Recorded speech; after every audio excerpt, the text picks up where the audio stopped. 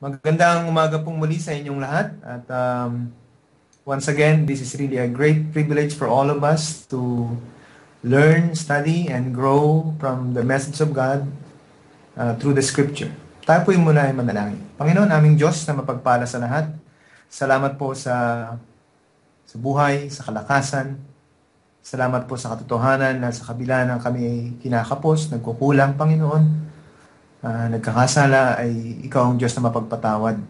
Tunay nga kami, Panginoon, ang aming katuwiran ay dahil sa ginawa mo, Hesus Kristo, doon sa krus ng Kalbaryo. At ang kabanalang aming natamo ay sa pamagitan ng iyong mga sakripisyo. Pinupuri ka namin at pinapasalamatan ka namin, Panginoon. Kami ay lumalapit sa iyong trono ng masaganang biyaya dahil alam namin kailangan ka namin. Alam namin sa katotohanan na without you, God, we are nothing. Indeed, Lord, speak to us once again this morning of October 27, O God, 2013. A message that we need, O God, for the next coming weeks and years of our lives while we are here on earth. We praise you and honor you once again, O God. Anoint us in Jesus' name. Amen. Wow! 2013 na ngayon. And tayo ay kumakaharap sa panahon ng information technology at isang magandang pagkakataon na nakapag-aaral tayo sa ganitong paraan at natututo sa salita ng Diyos. Ang ating pong pag-aaral ngayon ay patungkol sa ating Panginoon sa kanyang attributes, sa kanyang omnipresence, omniscience, and omnipotence.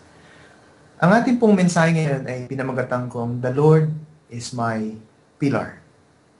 Ang ating pong teksto ay nakahango sa Exodus chapter 13, verse 21 to 22. Samahan po ninyo ako, buklat natin ang ating Biblia. Exodus, chapter 13, verse 21 to 22. Sinasabi po sa NIV version ay ganito, By day the Lord went ahead of them in a pillar of cloud to guide them on their way, and by night in a pillar of fire to give them light, so that they could travel by day or night. Neither the pillar of cloud by day nor the pillar of fire by night left its place in front of the people. Amen. Na-share ko na po ito minsan sa isang congregation dito. Pero I would like to share it with you again because this really gives something for me personally in my own personal Christian journey. Bago po tayo dumako doon, kung naalala niyo yung eksena sa Matthew chapter 8 verse 23 to 27, yun po yung eksena na kung saan after ni Jesus Christ na mag-minister sa maraming tao, sinasabi pong ganito sa may Matthew 8:23 to 27. Now when he got into a boat, his disciples followed him, and suddenly a great tempest arose on the sea, so that the boat was covered with the waves, but he was asleep. Then his disciples came to him and awoke him, saying, Lord, save us! We are perishing. But he said to them, Why are you fearful, O you of little faith? Then he arose and rebuked the winds and the sea, and there was a great calm. So the men marveled, saying, Who can this be, that even the winds and the sea obey him? Wow! Yung eksena po, si Jesus Christ ay pagkatapos niyang mag-share ng salita ng Diyos at makipag-communicate sa mga tao, sumakay siya sa bangka at tumawid sila sa ilog. At yun nga po, may dumating na bagyo. Kalmadong-kalmado yung ilog, pero nung may dumating na bagyo, ang kanyang mga disciples ay nataranta. Nataranta silang lahat at di nila alam ang gagawin at sabi nila mamamatay na tayo. At ginising nga nila si Jesus. Ngayon, sa paggising nila kay Jesus, ang sinabi ni Jesus, bakit kayo takot na takot, mga maliliit ang pananampalataya? If I will say it in a very literal approach. At kinalma niya yung hangin, kinalma niya yung wave, yung ilog. And at the same time, bigla itong tumahimik. And it obeyed him, and it became calm. Wow! Anong meron si Yesu Kristo? Ngayon, kung makikita natin sa senaryong yon, dalawang bagay ang pinapakita. Two kinds of fear. One, the fear that brings out the worst in you. This fear makes you terrified, makes you Worry makes you insecure, makes you uncomfortable, uneasy, and lead you to make bad choices, bad thoughts, and bad actions. Now, the second fear is the fear that brings out the best in you. One is the brings out the worst in you, but this one brings the best in you. This kind of fear leads you to comfort, leads you to peace, clear-minded, and making the right choices and actions in life. This is what you call the fear of the Lord. As the Bible says in Proverbs chapter 9, verse 10, the fear of the Lord is the beginning of wisdom, and the knowledge of the holy is understanding. And in Proverbs chapter 14, verse 27, the fear of the Lord is a fountain of life, to depart from the snares of death.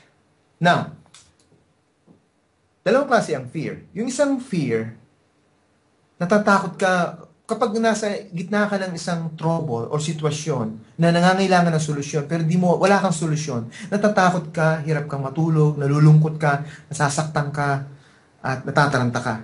At dahil doon, nagkakaroon ka ng mga maling hakbang sa buhay. Na in the end, maling hakbang na nanganganak ng mali.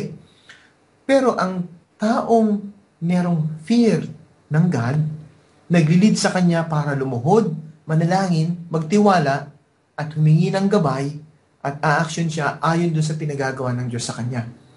Honestly, the answer and the right choices in life, ibibigay sa iyo ng God at the right time. Ililid ka niya doon. And to give you, there's a lot of examples na pwede nating i-share sa inyo. Sa aking personal na buhay, I made choices in life na agad-agad and in the end, pumapalpak ako. But if I wait in the Lord, sabi nga, wait on the Lord, listen to His voice, and they that wait on the Lord shall renew their strength. So, kapag sinabi natin ganito, dalawa ring klase ang wisdom. Yung isa, yung man-made wisdom, na kadalasan, minsan may sinasabi iba na nasa isang gipit ka na sitwasyon, sabihin, ganito ang gawin mo. Pero actually, yung sinasabi nilang ganito ang gawin mo, magdadala sa'yo sa mas matinding kapahamakan. Halimbawa, meron kang malaking pagkakautang or naiipit ka sa liabilities, and then ang sabi sa iyo, kumuha ka sa loan shark. Pero may nagpapayo sa iyo na kausapin mo yung pinagkuhanan mo at maghigpit ka ng sinturon at dahan-dahan mong bayaran dahil ikaw ay trusted at pagtitiwalaan ka nila. And there are many things. Now, ang pangalawang tanong, bukod dun sa sinasabi natin na ganyan, ay ito.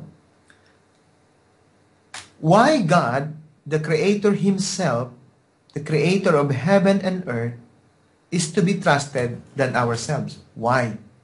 Dahil yung unang mensahe na ating narinig kanina lang, when things go around us, go awry or uncomfortable, and with all the uncertainties in the world, ang tanong dun how do you react? Are you consumed by fear of the things badly unexpected, or fear of God that lead you to worship Him, that lead you to honor Him and trust Him with all your being? So, ngayong alam mo na yung ganitong sitwasyon, meron kang, nasa isang sitwasyon ka, marami kang takot, no? Tataranta ka. Pero kung meron kang takot ng Diyos, inilid ka nito sa tama. Ang tanong, bakit ang Diyos nga? Bakit ang Diyos ang pinakamatibay nating sandigan sa buhay? Why? Bukod sa siya ang lumikha ng langit at lupa, so parang is very far from us, di ba? Siya ang lumikha ng langit at lupa, parang distant. But at the same time, yung God na ito ay personal sa atin. He comes to us and He knows our needs. He knows your need. Alam ng Diyos ang kailangan mo. Kilala ka niya, kilala niya ako, kilala niya ang bawat isa sa atin. Sabi ng Biblia, sabi ng iba, wala namang Diyos eh. Pero ang tanong, kung walang Diyos, saan mo nakuha ang ideya ng Diyos? Sabi nga the fool says there is no God. Because God, if there is no God, then even the word God shouldn't exist. Because the fact is, The more we deny that there is no God, the things around you reveals that there is a God. That there is God. And to tell you frankly, mas masarap lumakad sa buhay na ito na kasama mong Diyos kaysa nag-iisa ka naglalakbay. Ang Diyos na kung saan na siyang lumikha ng langit at lupa, nagbigay sa iyo ng buhay, ng kalakasan, ng talino. Ito ang Diyos na pinapakilala ko sa inyo ngayong araw na ito, mga kapatid. Ito yung Diyos na sinasabi sa Psalm 46 verse 1 and 2. Goes like this, God is my refuge, God is our refuge and our strength, a very present help in trouble. Therefore, we will not fear. Though the earth be removed, and though the mountains be carried into the midst of the sea. Ito yung God na sinasabi na kung saan na pwede mong sandalan. Hindi ito basta Diyos lang. Ito yung Diyos na lumikha ng langit at lupa, nakakakontrol ng four elements, the water, the wind, the fire, and the earth. So, ito yung Diyos na kung saan na pwede mong lagakan ng buong buhay mo. Sabi nga, sa Psalm 91 verse 1 to 3, He that dwelleth in the secret place of the Most High shall abide under the shadow of the Almighty. And sasabihin ng kaluluwa mo, and I will say of the Lord, He is my refuge and my fortress, my God, in Him will I trust. Surely He shall deliver thee from the snare of the fowler and from the noisome pestilence. Ito yung Diyos na kung saan napilit nating dinideny, but in reality, nandiyan siya. Nakikita niya, alam niya ang iniisip mo, ang ginagawa mo, alam niya ang need mo, alam niya na kailangan mo siya. And this God, sa kabila ng we are trying to deny Him, He is always open hand and wini-welcome niya tayo at tinatawag niya tayo. Ngayon, in Exodus chapter 13, verse 21 to 22, dito pinapakita yung kadakilaan at yung kapangyarihan ng Panginoon. Dito, nire-reveal niya ang sarili niya na siya yung pillar. Okay? God showed, yung pinakita ng Panginoon ang kanyang power by providing a pillar of cloud by day para samahan ang mga Israelita. Millions sila doon sa desert. Lumabas sila from Egypt at dadalhin sila sa promised land at habang naglalakbay sila, kasama nila ang cloud, the pillar of cloud by day and the pillar of fire by night. In Psalm, binanggit, God is my refuge. Ngayon, dito binanggit, siya ay pillar. Why pillar? Kasi ang pillar ang nagbibigay ng katatagan ng tahanan. Ngayon, kung ang Diyos ang iyong sandalan, ang katatagan ng iyong buhay, sa tingin mo may makakagalaw sa iyo, ang Diyos na sinasabi ko sa inyo ay ang Diyos na lumikha ng langit at lupa. Ang Diyos na kung saan nagtanggol sa mga Israelita palabas sa Ehipto patungo sa lupang pangako. Ito yung Diyos na pinapakilala ko sa inyo ngayong umaga. So, itong Diyos na ito, dito, nilalabas niya ang kanyang sarili. He is the pillar. Why pillar of cloud? Why cloud? You know why? Because in the desert, doon sa Middle East, napakainit by day. And by night, napakalamig. So, doon pala makikita mo yung cloud is an element of wind and water. And yung fire is an element. Alam nyo, very fluid sila. Mahirap silang kontrolin. Hindi mo sila kayang hawakan. So, tanging Diyos lang ang nakakakontrol nun. Tanging Diyos lang. At itong Diyos na ito, hindi lang basta hawak niya gano'n. Gumawa siya ng pillar of cloud to cover them by day and pillar of fire by night. Wow. This is so amazing. We have an amazing God. And this God that I am sharing with you is not some God that promotes religion, but the God, the creator of heaven and earth, your creator, who is only willing to even send His own Son to die on the cross for you to have a very close relationship with Him. Ganyan ka kamahal ng Diyos. Ganyan niya ako kamahal. And in this particular text, in Exodus chapter 13, God revealed Himself. He is the pillar who guide and lead their way. Who guide and lead their way. A pillar of cloud by day. Minsan, alam nyo, sa ating paglalakbay sa buhay na ito, kung kasama natin ang Panginoon, kung kasama mo ang Diyos, kung ipagkakatiwala mo ang buhay mo sa Kanya, at iaasa mo sa Kanya ang iyong buhay, at kikilos ka ayon sa kalooban niya, i-guide ka niya, ililid ka niya sa tamang path. Bibigyan ka niya ng guidance. And sinasabi diyan, the second thing is, God is our pillar, guide or lead our way by day. Day, why? Kasi doon tayo gumagawa, doon tayo kumikilos, doon tayo nagdidesisyon. And light them at night in darkness, pillar of fire by night. Ibig sabihin, binabantayan ka ng Diyos. Iniingatan ka niya. Sinasamahan ka niya. Hindi ka niya iniiwan. God will never leave you nor forsake you. Ang problema lang kasi, tinitingnan mo ang buhay mo ayon sa perspective mo. Bakit ka natatakot sa mga bagay-bagay when you are in trouble? Kapag nagkamali ka, naisip mo parurusahan ng Diyos. Kasi tinitingnan mo ang sarili mo, hindi ayon sa paningin ng Diyos sa'yo, kundi ayon sa paningin mo. Kasi tayo, mga tao, sinasabi natin, i-bless kita kasi you deserve. You know what God would say? I-bless kita because you don't deserve. I-bless kita because I love you. Because you listen to me. Because you follow my will. And kung magkamali ka, iaahon kita, sunod ka lang sa akin. Just let God lead your way. Let God guide you. Let God be your path.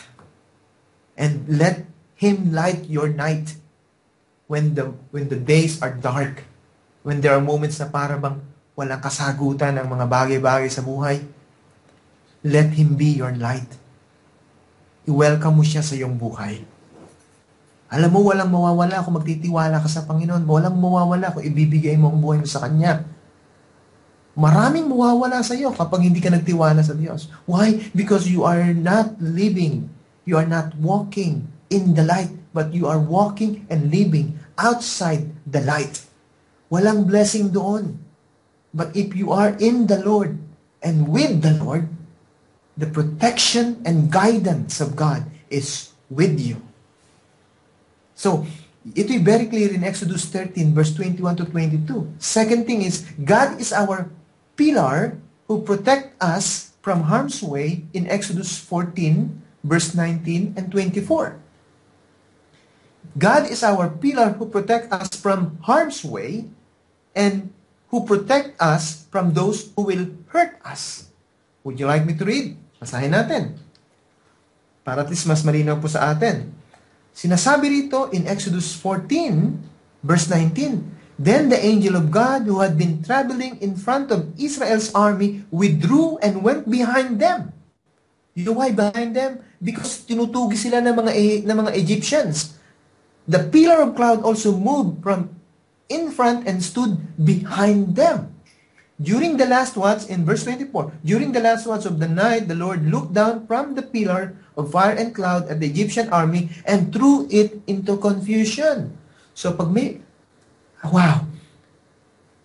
Kung isusuko mo ang iyong buhay sa Panginoon at kikilalanin si Jesus bilang tanging Panginoon sa sariling tagapagligtas, ikaw ay tatawaging anak ng Diyos.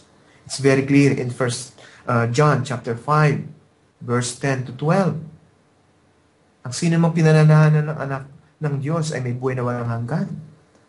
At kung may buhay na walang hanggan, ikaw ay pinananahanan ng anak ng Diyos at ikaw ay tatawaging anak ng Diyos.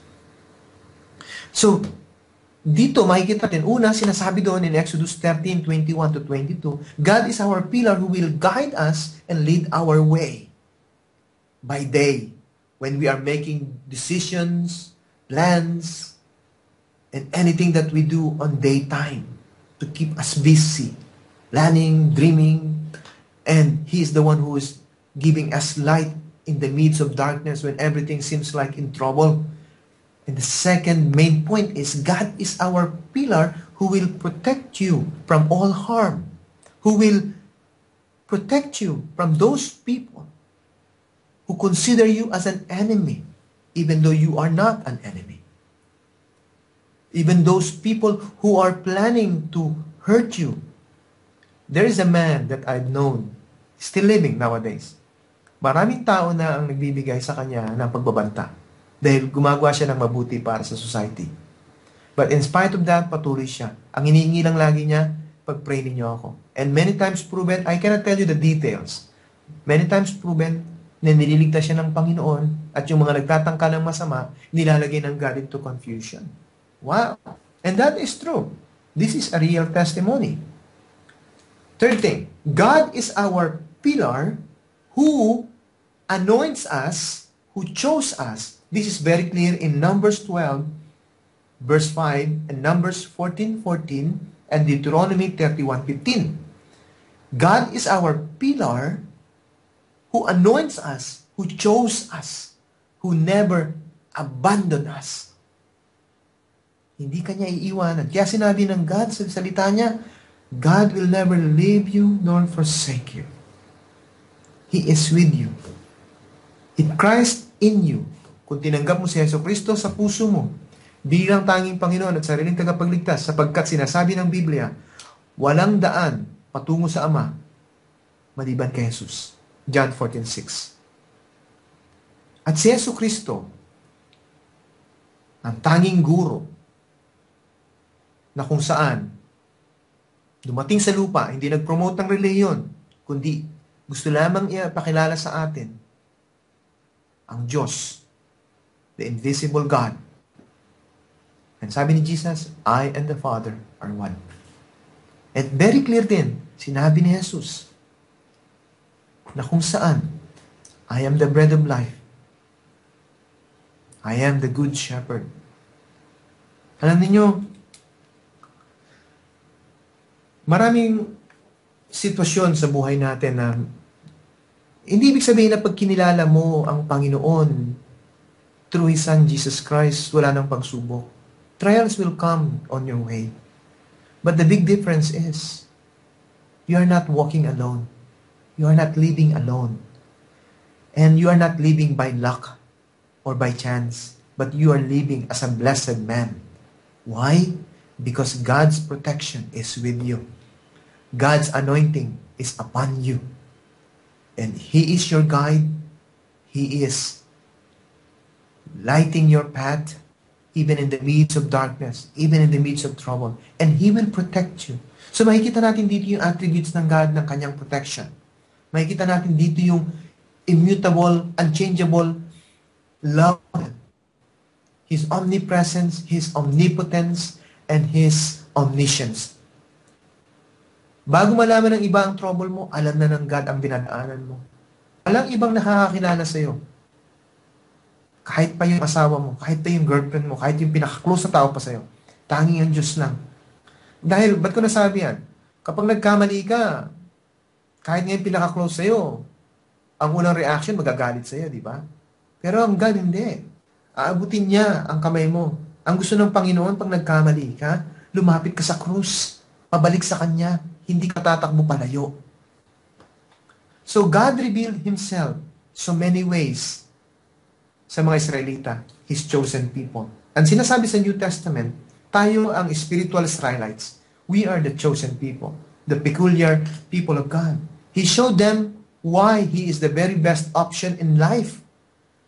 To fear Him, meaning to honor Him, to worship Him. Fear of God doesn't mean na kailangang matakot ka sa Diyos. Matakot in a sense na kapag may dinadaanan kang pagsubok or anything, any decision, plano o anuman, ang reaction is to kneel down in prayer. Lord, i-guide mo po ako sa tama. Ang reaction mo kaagad ay kilalanin siya sa buhay mo. Pag gano'n ang ginawa natin, ibig sabihin, sinasamba natin siya. Kinikilala natin siya. Isinusuko natin ang ating buhay sa Kanya. And if we're doing this, ibig sabihin, we trust Him. And if we trust Him, we are willing and we subject ourselves to obey Him. Remember this, obedience is better than sacrifice. He revealed himself to them that indeed he is the omnipotent God, for even the elements such as the water, the earth, the wind, the fire obey him and subjected on him. Ganon din yung ginawa ni Jesus Christ. Sabi niya, pinatahimik niya yung hangin, yung tubig. Tumahimik sila. And it's so clear in the scripture na si Jesus Christ ay Diyos na totoo, na kumuha ng katawang tao para matupad ang sinasabi sa kautusan na kinakailangan merong sakripisyo. Walang bahid dungis at tanging sa lamang yun. This is so true, then how much more to us? Jesus Christ is the image of the invisible God. Blessed are those who trust in Him kahit hindi mo siya nakita. Alam niyo kung bakit? Dahil sabi nga sa Colossians chapter 1, verse 15 to 17, Jesus Christ is the one being referred here, who is the image of the invisible God, the firstborn of every creature. For by Him were all things created, that are in heaven and that are in earth, visible and invisible, whether they be thrones or dominions or principalities or powers. All things were created by Him and for Him. And He is before all things, and by Him all things consist. Jesus Christ is the divine Logos. Siya ang salita. At ang salita ay Diyos. It's so clear na sinasabi sa Biblia na kung isusuko natin ang ating buhay sa Panginoon Jesucristo, magkakaroon tayo ng gabay sa buhay natin dito sa lupa. Magkakaroon tayo ng guidance and protection mula sa mga masasama at sa mga pwedeng gumawa ng masama sa atin. Ang pagiging anak ng Diyos ay hindi some kind na tinanggap mo as reward. Ito'y binigay sa iyo. At ang kaligtasan ay regalo sa iyo. Salvation is an unmerited favor, grace, biyaya ng Panginoon. Sabi nga sa Biblia in Galatians chapter 3 verse 26, for you are all the children of God by faith in Christ Jesus. So ang pinag-uusapan natin dito, dalawa kapatid.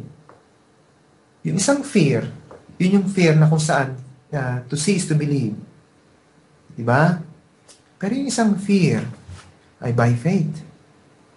Pananampalataya. Why?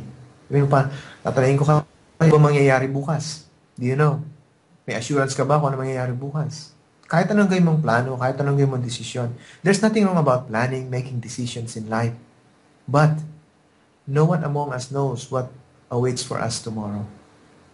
But if you trust your life in Christ, if you trust your life in God through Christ Jesus, our Lord, nasabi ko sa inyo, hindi ka nabubuhay by luck or by chance, but you are walking and living with blessing because you are blessed by God. Do not live in fear, kapatid, but live with fear of God. Trials and tribulations will come to you. That's for sure. But a person who trusts in the Lord through Christ Jesus, facing the giants of life without any fear. Why? For he sees things in the sight and power and strength of his Creator.